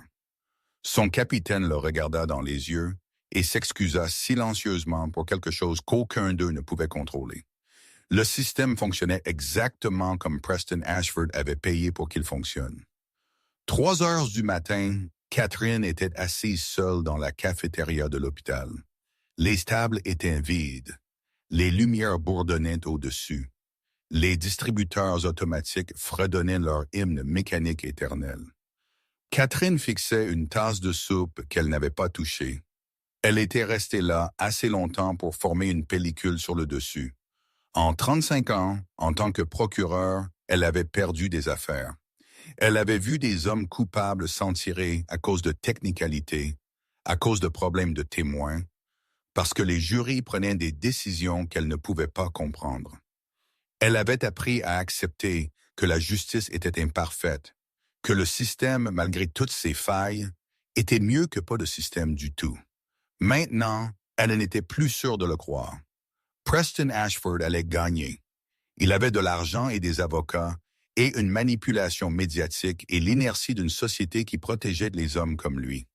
Il allait gagner et Vivian, si elle survivait, serait traînée en enfer en essayant de le combattre. Le divorce serait brutal. La bataille pour la garde du bébé serait pire. Des années de litiges et de violence émotionnelle pendant que Preston souriait aux caméras et jouait la victime. Catherine l'avait déjà vu. Des hommes puissants qui détruisaient leur famille par le système judiciaire. Des mères qui perdaient leurs enfants parce que les pères avaient de meilleurs avocats. Des femmes qui étaient écrasées jusqu'à ce qu'elles n'aient plus rien. Elle ne laisserait pas cela arriver à Vivian. Malcolm la trouva là, fixant la soupe qui se coagulait. Il s'assit en face d'elle. Ils ne parlèrent pas longtemps. Le silence entre eux était confortable. 40 ans de mariage leur avaient appris que les mots n'étaient pas toujours nécessaires. Finalement, Catherine dit « Je n'arrête pas de penser à quand elle était petite. » Malcolm attendit. Elle faisait des cauchemars. Elle se glissait dans notre lit et disait « J'ai rêvé que les méchants revenaient pour moi. » Et je lui disais « Personne ne peut te faire de mal. Maman et papa ne les laisseront pas. » Elle regarda Malcolm. Ses yeux étaient rouges. Nous lui avons menti. Nous n'avons pas. Nous avons menti. Nous avons promis de la protéger et nous ne l'avons pas fait. Quelqu'un l'a blessée pendant des années et nous ne l'avons pas vue. Nous ne l'avons pas arrêtée. Toute notre formation, toutes nos compétences, tous nos contacts, et nous n'avons pas pu protéger notre propre fille. Malcolm tendit la main à travers la table et lui prit la main. Catherine, nous ne pouvons pas changer ce qui s'est passé, mais nous pouvons changer ce qui va se passer ensuite. Comment? Avec tes contacts d'espion, avec mes relations juridiques. Rien de tout cela ne l'a sauvé d'être battu jusqu'au coma. Non. La voix de Malcolm était calme mais dure. Rien de tout cela ne l'a sauvé. Mais cela le détruira. Il lui serra la main. Je te promets, Catherine, Preston Ashford perdra tout. Son argent, sa réputation, sa liberté. Quand nous aurons fini, il sera un exemple édifiant auquel chaque agresseur de ce pays pensera avant de lever la main. Catherine regarda son mari, l'homme tranquille, le père doux, l'espion à la retraite qui était sorti de sa retraite pour la mission la plus importante de sa vie. « Promets-le-moi, dit-elle. »« Je te le promets. » La chirurgie se termina à 8h40 du matin, docteur. Holloway les trouva dans la chapelle, toujours main dans la main, attendant toujours le verdict. « Elle est vivante, dit le docteur. » Les mots semblaient lui coûter quelque chose. « Elle est vivante. Le saignement a cessé. Nous avons soulagé la pression, mais je ne vous mentirai pas. Les prochains jours sont critiques. Nous ne savons pas encore quel genre de dommages il pourrait y avoir. Nous ne savons pas si elle se réveillera, ou quand, ou comment elle sera si elle le fait. » Catherine ferma les yeux. « Merci. Je suis désolé de ne pas pouvoir vous donner plus de certitude. » Le docteur Holloway semblait épuisé. Les lésions cérébrales sont imprévisibles. Parfois, les patients nous surprennent. Parfois, non. Pouvons-nous la voir? Oui, elle est en train d'être déplacée en USI maintenant. Vous pouvez vous asseoir avec elle. La salle d'USI était silencieuse. Les moniteurs bipayaient. Les machines bourdonnaient. Viviane gisait immobile dans le lit, la tête bandée, des tubes entrant et sortant de son corps.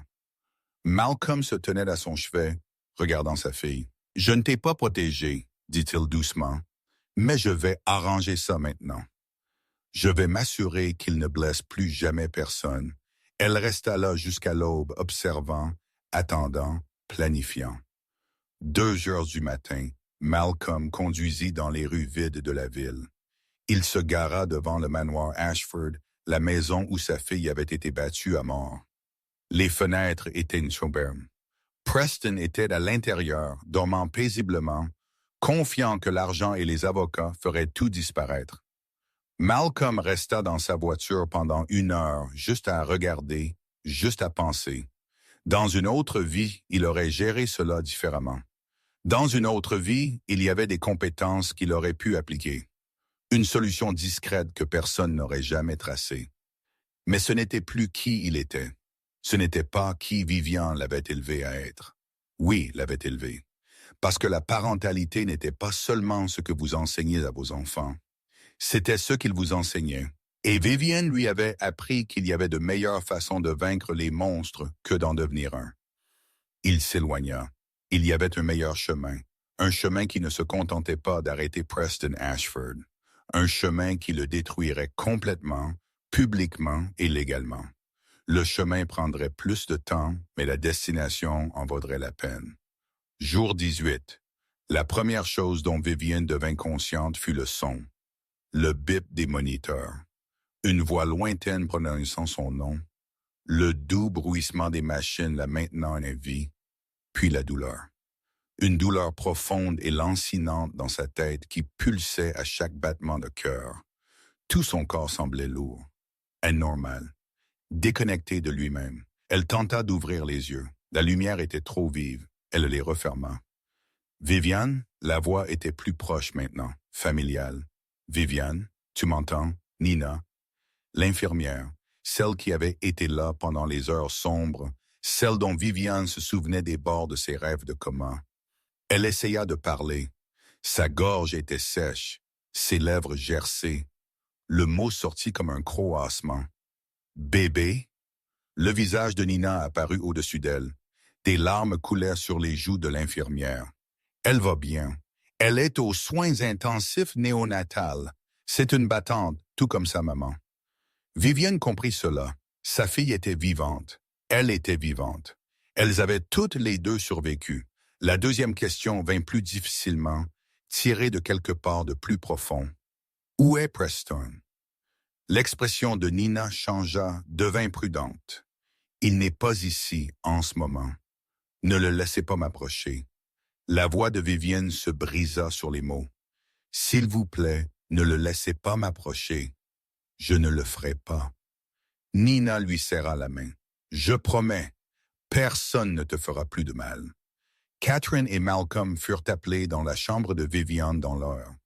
Ils avaient été dans la cafétéria de l'hôpital, buvant leur troisième tasse de café, examinant les dernières informations des contacts de Malcolm. Quand ils franchirent la porte et virent les yeux de Viviane ouverts, Catherine poussa un son qui était à moitié un sanglot et à moitié un rire. « Oh bébé !» Elle traversa la pièce en 3 pas, prenant sa fille dans une étreinte prudente. « Oh mon bébé, j'allais te le dire. » La voix de Viviane était faible mais ferme. « J'essayais de te le dire. Cette nuit-là, j'envoyais un texto à maman quand elle ne put finir. Tu n'as rien à expliquer. » Catherine recula, tenant le visage de Viviane dans ses mains. « Nous savons tout, et c'est fini maintenant. Il ne te touchera plus jamais. » Malcolm se tenait au pied du lit, observant. Son visage était calme, ses yeux ne l'étaient pas.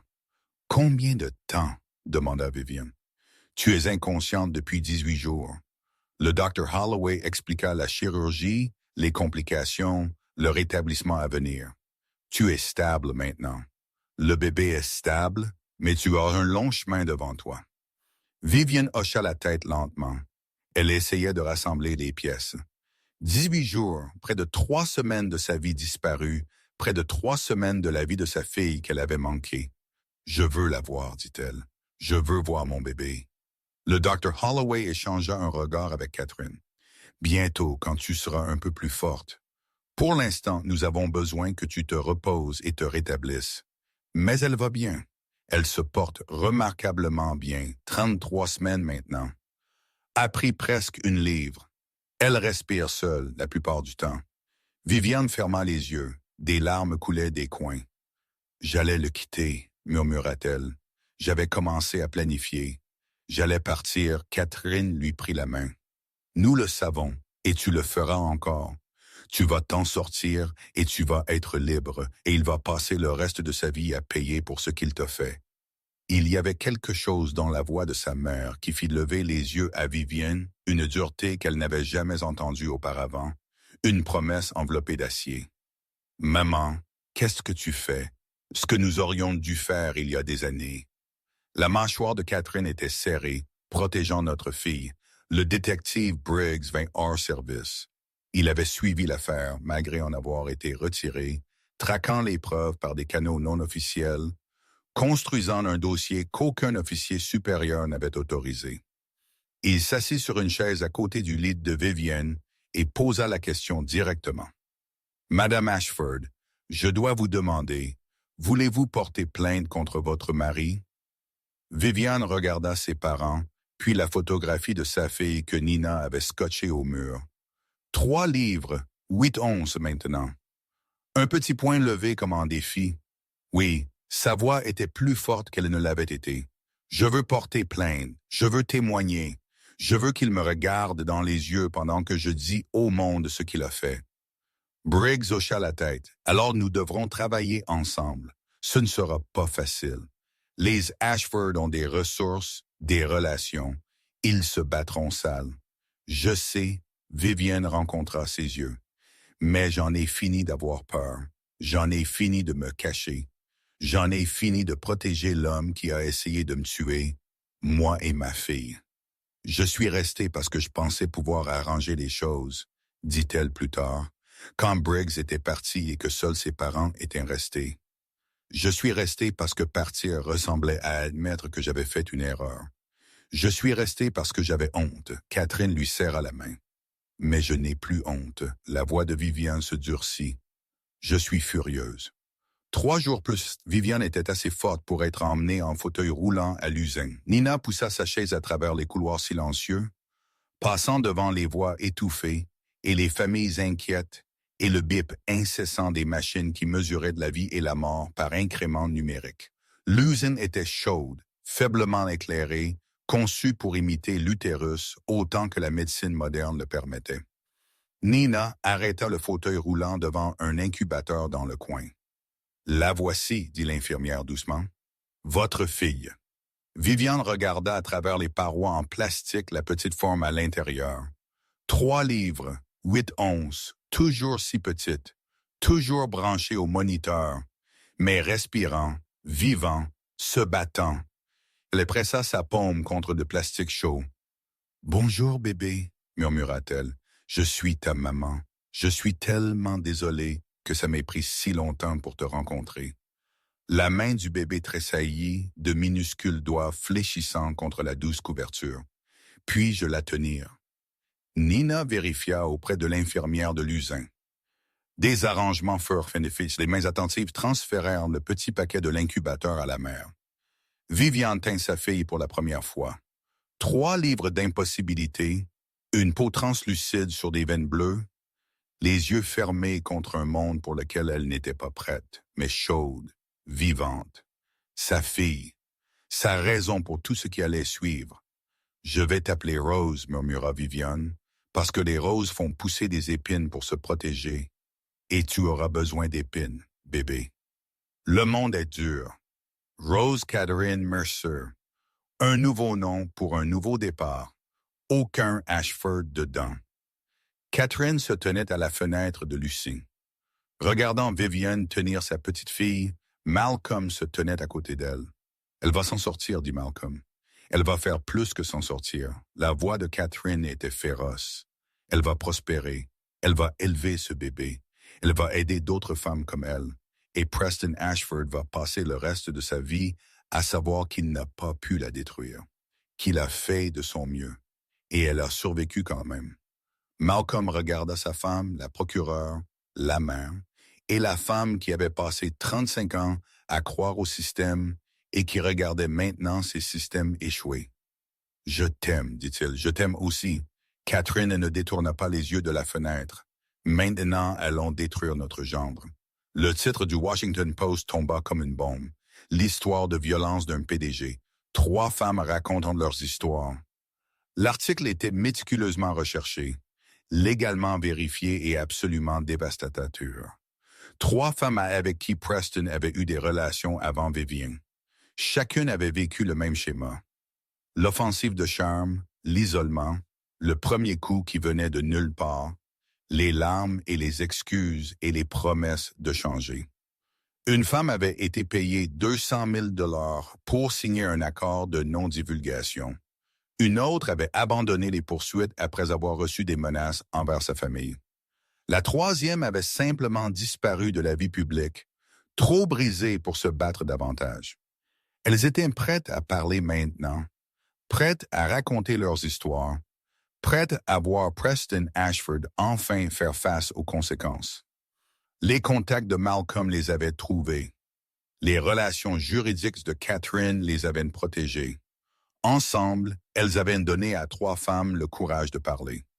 L'équipe de relations publiques de Preston est entrée en mode crise. Déclaration de contrôle des dommages, dénégation de toutes les accusations, attaque personnelle contre les femmes assez courageuses pour parler.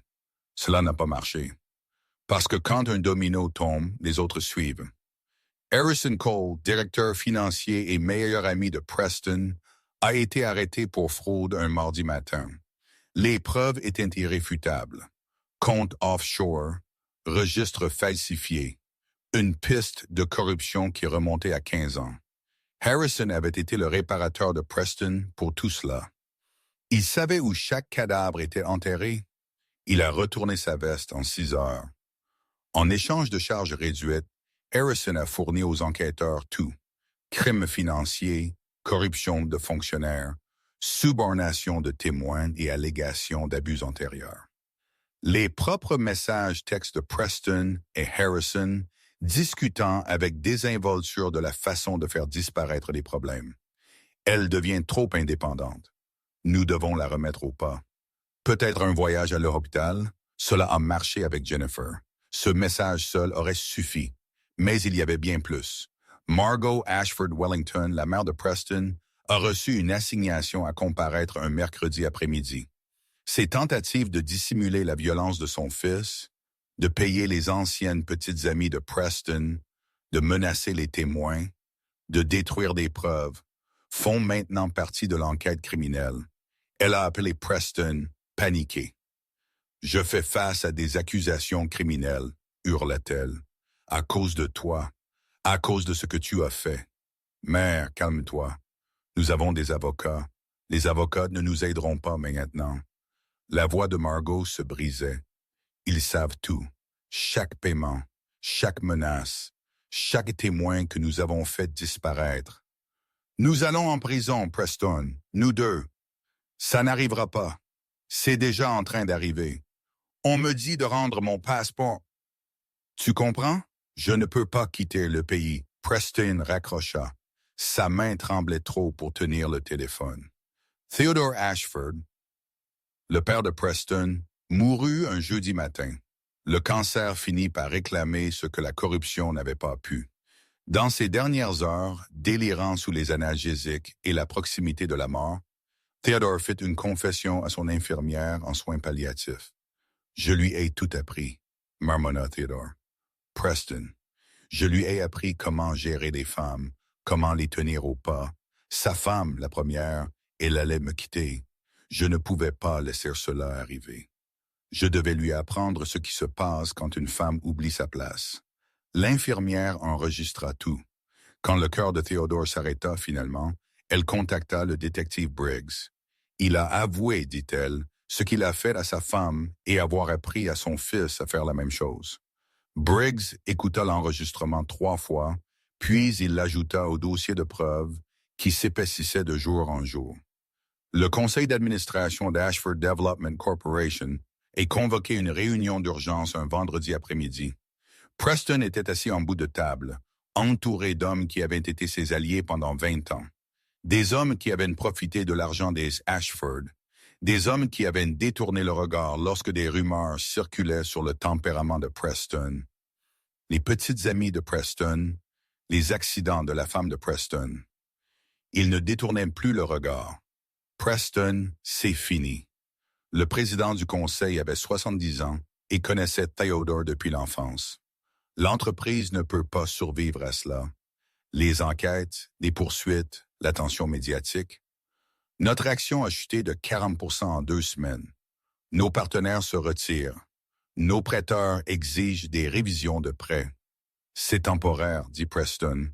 Quand la poussière retombera, la poussière ne va pas retomber. Un autre membre du conseil prit la parole.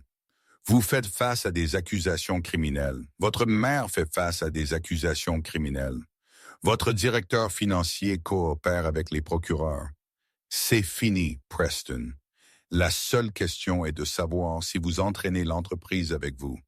Que dites-vous? Nous demandons votre démission, effective immédiatement. Si vous nous combattez, nous vous retirerons par la force. Ce n'est pas une négociation. Preston regarda autour de la pièce les hommes qu'il avait connus toute sa vie. Des hommes qui avaient assisté à son mariage. Des hommes qui avaient joué au golf avec son père. Des hommes qui avaient su quel genre d'homme il était et n'avaient jamais dit un mot. Ils l'abandonnaient maintenant, non pas à cause de ce qu'il avait fait, ils l'avaient toléré pendant des décennies, à cause de ce qu'il leur avait coûté, l'argent, la réputation, l'anonymat confortable de la complicité. Vous le regretterez, dit Preston. Nous regrettons déjà beaucoup de choses. Le président rencontra ses yeux. Mais ce n'en est pas une. Le monde de Preston s'effondra en morceaux au cours des semaines suivantes. Ses actifs furent gelés en attendant l'enquête. Son adhésion au club de golf fut révoquée. Son agenda social se vida alors que ses amis et collègues devinrent soudainement trop occupés pour lui rappeler. Le manoir fut saisi dans le cadre de l'enquête pour fraude. Produit du crime, disaient les documents. Il fut réduit à une suite d'hôtels, payer avec des cartes de crédit qui seraient bientôt annulées. Un prêt sauf pour les avocats qui facturaient 500 $ de l'heure pour lui annoncer de mauvaises nouvelles. Et puis il fit quelque chose de stupide. Il se présenta à l'hôpital. Malcolm était dans le hall quand Preston franchit les portes. Le jeune homme avait l'air échevelé, mal rasé, les yeux rouges, portant des vêtements dans lesquels il avait dormi. « Je veux voir ma femme, dit Preston. J'ai des droits. » Malcolm se tint entre Preston et les ascenseurs. Il n'éleva pas la voix. Il ne fit pas de menace. Il regarda simplement son gendre avec l'évaluation froide d'un homme qui avait passé 30 ans à évaluer des cibles. « Vous devriez partir, dit Malcolm. Elle est toujours ma femme. J'ai des droits légaux de la voir. Votre fille porte toujours mon nom. Ma fille. Le nom de votre fille est Rose Catherine Mercer. La voix de Malcolm était de glace. Le même. Elle ne saura jamais que tu as existé. Elle n'apprendra jamais que son père biologique était un monstre. Elle grandira aimée et protégée, entourée de gens qui mourraient avant de laisser quiconque la blesser. Le visage de Preston se tordit. Tu penses que tu as gagné? Tu penses que tes relations et tes jeux d'espionnage m'ont battu? Tes avocats négocient des accords de plaidoyer parce qu'ils savent ce qui arrive. Malcolm s'approcha. Laisse-moi t'expliquer quelque chose, Preston. J'ai passé 30 ans à travailler pour des gens qui gèrent les problèmes discrètement, efficacement, en permanence. Je suis à la retraite maintenant, mais j'ai toujours des amis. Des amis qui me doivent des faveurs, des amis qui peuvent faire arriver des choses que personne ne remonte jamais à personne. Le visage de Preston pâlit. « Je ne vais pas te blesser, » continua Malcolm. « Ce serait trop facile. Au lieu de cela, je vais regarder pendant que tout ce que tu as construit brûle jusqu'au sol. Je vais regarder pendant que tu es traîné devant les tribunaux, humilié, condamné et emprisonné. Et puis je vais regarder pendant que tu pourris dans une cellule, sachant que ma fille est heureuse et réussie et élève son enfant, et que tu n'as absolument aucun pouvoir sur elle, ou sur qui que ce soit d'autre, jamais plus, » Malcolm sourit. Cela n'atteignit pas ses yeux. « Alors s'il te plaît, Preston, continue de te battre, continue d'essayer. Cela rend juste la destruction plus satisfaisante. » Preston fixa l'homme plus âgé, le retraité tranquille, faisait des mots croisés le dimanche matin. Le grand-père qui avait semblé si inoffensif, il se retourna et partit sans un mot de plus. Cette nuit-là, Preston était seul dans sa chambre d'hôtel. Le personnel avait démissionné, ou avait été licencié, ou avait simplement cessé de se présenter. Le téléphone ne sonna pas. La suite semblait énorme et vide. Il versa du scotch avec des mains tremblantes et réalisa pour la première fois de sa vie qu'il n'avait aucune idée de ce qui allait suivre. 6 mois plus tard, le palais de justice était vieux et grand, construit à une époque où la justice était censée être imposante. Colonnes de marbre, haut plafond, le poids de l'histoire pesant sur tous ceux qui entraient. Vivienne franchit les portes avec sa mère d'un côté et le détective Briggs de l'autre. Elle portait une simple robe grise, aucun bijou, sauf une fine chaîne en or avec un pendentif rose, un cadeau de Nina, l'infirmière devenue amie. Elle était terrifiée.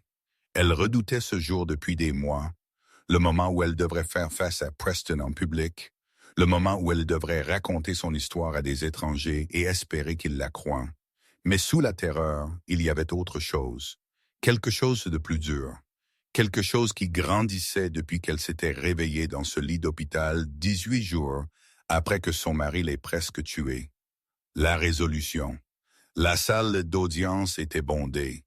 Des journalistes dans la tribune, griffonnant des noces pour les titres de demain. Des avocats et des partisans qui avaient suivi l'affaire. Des spectateurs curieux qui voulaient voir le riche PDG rabaissé. Preston était assis à la table de la défense avec son équipe d'avocats coûteux. Il avait l'air différent, plus mince, plus vieux, le poli usé révélant le désespoir en dessous. Quand Vivienne entra, il se tourna pour la regarder. Ses yeux étaient froids. Elle ne le regarda pas, ne lui donna pas cette satisfaction. Elle marcha jusqu'à la barre des témoins, la tête haute et les épaules en arrière. La procureure était une femme nommée Lisa Chen, qui avait été personnellement choisie par les contacts de Catherine dans la communauté juridique. Elle était brillante, implacable et profondément engagée à mettre les agresseurs derrière les barreaux. « Madame Mercer, commença-t-elle, veuillez les raconter au tribunal votre mariage avec Preston Ashford. » Vivian raconta son histoire. Elle parla de l'offensive de charme, l'isolement, le premier coup qui venait de nulle part, les larmes et les excuses et les promesses de changer. Elle parla de l'escalade, les côtes qui n'avaient jamais été signalées, les yeux au beurre noir expliqués comme des accidents, la peur constante qui devint si normale qu'elle oublia ce que c'était de ne pas avoir peur.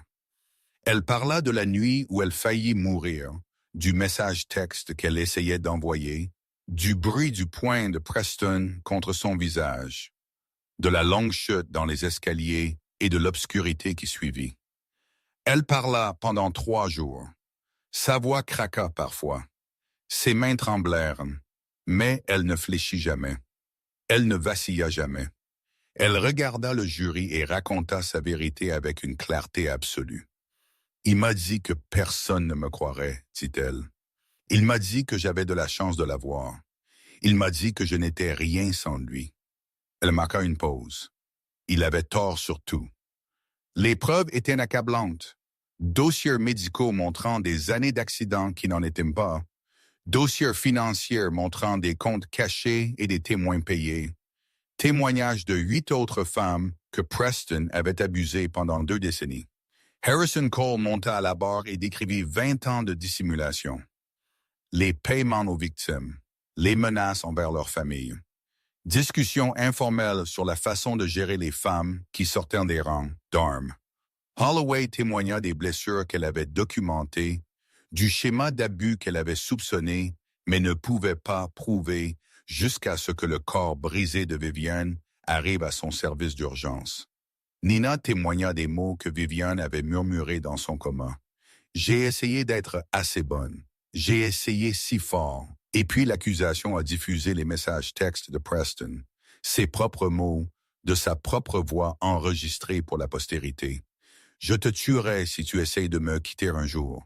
Tu m'appartiens. » Le jury entendit tout. L'équipe de défense de Preston essaya tout. Des attaques personnelles contre Vivian, des témoins experts qui remirent en question les preuves médicales, des allégations selon lesquelles les Mercer avaient orchestré une conspiration pour détruire un homme innocent. Rien de tout cela ne fonctionna. Quand Preston monta à la barre pour sa propre défense, son masque se brisa enfin. La procureure l'interrogea sur les messages textes, sur les témoins payés, sur le schéma constant de violence qui s'étendait sur des décennies. Le charme de Preston s'évapora. Son sang-froid craqua. Il hurla à la procureure. Il traita Vivian de menteuse. Il menaça le juge. Le jury regarda le monstre émerger derrière le masque. Ils virent exactement ce que Vivian avait vécu pendant 3 ans. La délibération prit 4 heures. Quand le jury revint, les 4 femmes se levèrent et firent face à l'accusé. En ce qui concerne la tentative de meurtre, nous déclarons l'accusé coupable. En ce qui concerne les voies de fait graves, nous déclarons l'accusé coupable. En ce qui concerne la subornation de témoins, nous déclarons l'accusé coupable. En ce qui concerne les crimes financiers, nous déclarons l'accusé coupable. Coupable, coupable, coupable. Alors que le verdict était lu, Vivian ferma les yeux. Elle pensa à toutes les fois où elle l'avait cru. Toutes les fois où elle s'était excusée de l'avoir mise en colère. Toutes les fois où elle avait pensé que c'était de sa faute. « Ce n'était jamais ma faute, » murmura-t-elle. « Ce n'était jamais ma faute, » Catherine l'entendit. Elle prit la main de sa fille et la serra fort. « Non, ma chérie, ça ne l'a jamais été. » 4 semaines après le verdict. La salle d'audience était plus calme pour la sentence. Moins de journalistes, moins de spectateurs. Juste les personnes qui devaient être là. Vivian avait écrit une déclaration de la victime. Elle y avait passé des semaines, essayant de trouver des mots pour quelque chose que les mots ne pourraient jamais capturer. Au final, elle l'avait gardé simple. Preston Ashford, a essayé de me tuer. Elle lut depuis la barre des témoins. Il m'a battu et dégradé et m'a fait croire que je le méritais. Il a essayé de m'effacer de l'existence si complètement que je disparaîtrais et que personne ne connaîtrait jamais la vérité. Elle regarda Preston pour la première fois depuis le début du procès. Il la regarda avec des yeux vides. Mais je suis toujours là. Ma fille est toujours là. Et tu n'as plus aucun pouvoir sur aucune de nous deux. Elle plia sa déclaration et descendit. La juge Patricia Reynolds avait 72 ans et siégeait depuis 30 ans. Elle avait vu toutes sortes d'affaires, du petit vol au meurtre en série, de la fraude en col blanc à l'agression violente. Elle avait appris à être mesurée dans ses paroles et prudente dans ses jugements.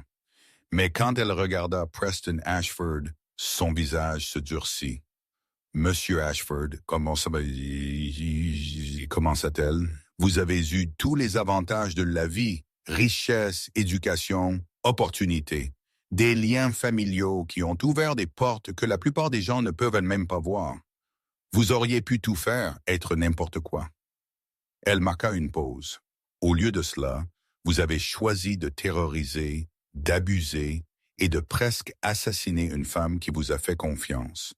Vous avez utilisé votre argent et vos relations pour faire taire vos victimes et échapper à la responsabilité. Vous avez cru que votre richesse vous rendait intouchable. Sa voix baissa. Vous vous êtes trompé. La salle d'audience était silencieuse. Vous n'êtes pas une victime. Vous n'êtes pas incompris. Vous êtes un prédateur violent qui croyait que les règles ne s'appliquaient pas à vous.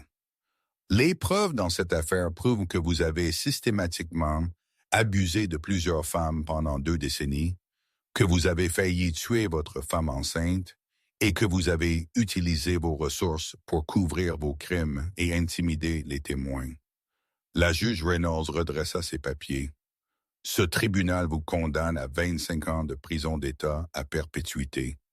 Vous ne serez pas admissible à la libération conditionnelle avant 15 ans. Vos actifs seront liquidés pour payer des réparations à vos victimes. Votre nom sera ajouté au registre des délinquants violents et vous n'aurez aucun contact avec votre ex-femme ou votre fille biologique en aucune circonstance. Le visage de Preston devint blanc. J'espère que les 15 prochaines années vous donneront le temps de réfléchir au mal que vous avez causé. Mais franchement, Monsieur Ashford, je doute que vous soyez capable de ce genre d'auto-réflexion. Elle frappa son marteau. La séance est levée. Alors que Preston était emmené menotté, il se retourna une dernière fois. Cherchant Vivienne, cherchant une reconnaissance, une réaction, un signe qu'il comptait toujours. Viviane ne le regardait pas, elle regardait son téléphone. Une photo que Catherine venait de lui envoyer par texto. Rose, maintenant âgée de 6 mois et s'épanouissant, avait souri pour la première fois. Un vrai sourire, le genre de sourire qui faisait disparaître tout le reste. Vivienne sourit en retour à l'écran de son téléphone, tandis que Preston Ashford disparaissait dans le couloir qui le mènerait à la prison. Elle ne le regarda plus jamais. Les conséquences se répandirent dans la structure de pouvoir de la ville comme une traînée de poudre. Le nom Ashford, qui avait signifié privilège et connexion pendant 3 générations, devint synonyme de disgrâce. Les partenaires commerciaux se distancièrent. Les amis de la haute société prétendirent n'avoir jamais été proches. Les fondations caritatives retirèrent discrètement le nom Ashford de leurs bâtiments. Margot Ashford Wellington plaida coupable à des accusations moins graves en échange de sa coopération avec les enquêteurs. Elle reçut 5 ans de prison fédérale et s'enfuit en Europe après sa libération, où elle vécut dans l'obscurité jusqu'à sa mort une décennie plus tard. Harrison Cole purgea 3 ans et en ressortit un homme brisé, inemployable et ostracisé par la seule communauté qu'il avait jamais connue. Et à travers la ville, dans les salles de conseil et les clubs de golf et les réunions privées, une histoire se répandit sur le couple de retraités tranquilles qui avait détruit un PDG, sur les relations qu'ils avaient et que personne ne connaissait, sur ce qui se passait quand on blessait leur fille. Malcolm et Catherine ne confirmèrent ni ne nièrent rien. Ils n'avaient pas à le faire. Certaines leçons s'apprennent par la peur, et la peur des Mercer devint un conte d'avertissement qui serait murmuré pendant des années. 1 an plus tard, Viviane se tenait dans l'embrasure d'un petit bureau dans un entrepôt converti en centre-ville. L'espace était modeste, briques apparentes, meubles d'occasion, ordinateur donné, mais c'était le sien, construit à partir de rien, rempli de sens. L'enseigne au-dessus de la porte indiquait « La Fondation Rose ». Il avait fallu 1 an pour que cela se réalise, 1 an de guérison et de planification et de construction de quelque chose de nouveau à partir des cendres de son ancienne vie. 1 an de thérapie et de rétablissement et d'apprentissage à reconnaître sa propre force. La Fondation Rose fournissait des ressources juridiques et un soutien aux survivantes de violences domestiques, des consultations juridiques gratuites, des références pour des logements d'urgence, un plaidoyer et un accompagnement à travers le système judiciaire. Tout ce dont Viviane avait eu besoin et n'avait pas pu trouver quand elle était piégée dans le monde de Preston, la Fondation était sa façon de transformer sa douleur en objectif, une façon de s'assurer que d'autres femmes ne feraient pas face à ce qu'elle avait affronté seule. Rose Catherine Mercer avait 18 mois maintenant. Elle avait les yeux de sa mère et le menton têtu de son grand-père. Elle apprenait à marcher, faisant des pas chancelants à travers le sol de la maison familiale Mercer et Westbrook, ravie de sa propre mobilité. Elle ne connaîtrait jamais Preston Ashford, n'apprendrait jamais que son père biologique était un monstre, grandirait en ne connaissant que l'amour et la sécurité et la protection féroce d'une famille qui mourrait avant de laisser quiconque la blesser. Le dîner du dimanche chez les Mercer était redevenu une tradition. Viviane aidait sa mère à cuisiner, tandis que Malcolm était assis sur le sol avec Rose, construisant des tours de blocs que la petite fille adorait faire tomber. L'odeur de la viande braisée remplissait la cuisine. Le son des rires résonnait à travers des pièces qui avaient connu trop de chagrin. « Papa ?» dit Viviane, regardant Malcolm faire des sons de consternation exagérés alors que Rose démolissait sa dernière création. « Je n'ai jamais demandé. Qu'est-ce que tu faisais exactement à la CIA? » Malcolm leva les yeux, souriant légèrement. « J'étais comptable. Tu n'étais pas comptable. J'étais un comptable qui devait occasionnellement gérer des situations inhabituelles. » Viviane rit. Pour la première fois depuis des années, le son était libre, sans retenue. Le rire d'une femme qui avait traversé le feu et en était ressortie de l'autre côté. Rose trottina vers sa mère, les bras levés. Viviane la ramassa et la serra contre elle. « Ton grand-père est mystérieux, dit-elle à sa fille. Ça va être un truc avec lui. Habitue-toi. » Les yeux de Malcolm rencontrèrent ceux de Catherine à travers la pièce. Après 40 ans de mariage, les mots étaient inutiles. Ils avaient fait ce qu'ils s'étaient proposé de faire. Leur fille était en sécurité. Leur petite fille prospérait. Le monstre qui les avait tous deux menacés passerait les 15 prochaines années dans une cellule. Ce n'était pas suffisant. Ce ne serait jamais suffisant. Pas pour les années d'abus. Pas pour le bébé arrivé prématurément. Pas pour les cicatrices qui ne guériraient jamais complètement. Mais c'était quelque chose. C'était la justice. C'était un début. Cette nuit-là, après que Rose fut endormie dans la chambre d'enfant qui avait été la chambre d'enfance de Viviane, Viviane s'assit sur le porche de ses parents. La nuit était chaude. Les grillons chantaient dans l'obscurité. Les étoiles étaient assez brillantes pour être vues, même si près de la ville. Catherine la rejoignit avec 2 tasses de thé. « Tu sais, dit Viviane, j'avais l'habitude de penser que j'étais faible. » Catherine attendit. « Que je suis restée parce que je n'étais pas assez forte pour partir. Que tout ce qui s'était passé était ma faute d'une manière ou d'une autre. Que si j'avais juste été plus intelligente ou plus courageuse ou meilleure, j'aurais vu ce qu'il était avant qu'il ne soit trop tard. Et maintenant, je sais qu'il faut une force incroyable pour survivre à ce qu'il a fait. Se réveiller chaque jour et continuer quand quelqu'un essaie systématiquement de te détruire. Lever la tête et sourire et faire semblant que tout va bien, parce que c'est la seule façon de traverser un autre jour. Viviane regarda sa mère. Je n'étais pas faible, maman. Je survivais. C'est la chose la plus difficile qui soit. Catherine lui prit la main. Tu n'as jamais été faible. Tu n'as jamais été brisé. Tu attendais juste le bon moment. Quel moment? Le moment où tu t'es souvenu qui tu étais. Le moment où tu as décidé que tu méritais mieux. Le moment où tu t'es choisi. Viviane resta silencieuse longtemps. Le thé refroidit dans ses mains. Les étoiles tournaient lentement au-dessus. La porte de la prison était déverrouillée tout le temps, dit-elle finalement. Je ne pouvais juste pas le voir parce qu'il m'avait convaincu que je méritais d'être enfermé. Mais je n'ai jamais fait. Elle regarda sa mère. Personne ne le fait. 6 mois plus tard, une lettre arriva au bureau de Viviane. Elle venait de la prison. Preston demandant des droits de visite avec Rose. Viviane lut la lettre une fois. Elle nota l'écriture soignée. Le langage formel, la menace voilée cachée dans des mots polis. Il voulait avoir accès à sa fille. Il voulait maintenir un lien avec la vie qu'il avait détruite. Il voulait rappeler à Viviane qu'il existait toujours. Elle ne répondit pas. Au lieu de cela, elle rapporta la lettre à la maison. Elle alluma un feu dans la cheminée de son petit appartement. L'appartement qu'elle avait choisi elle-même, meublé elle-même, payé avec l'argent qu'elle avait gagné. Elle jeta la lettre aux flammes et la regarda brûler.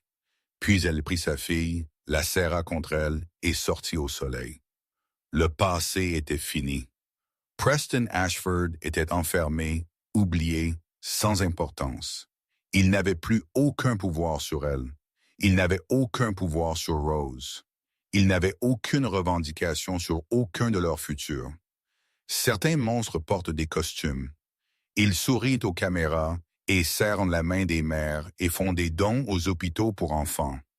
Ils se cachent à la vue de tous, protégés par l'argent et le statut et la complicité des gens qui ne veulent pas voir la vérité. Mais les monstres peuvent être vaincus.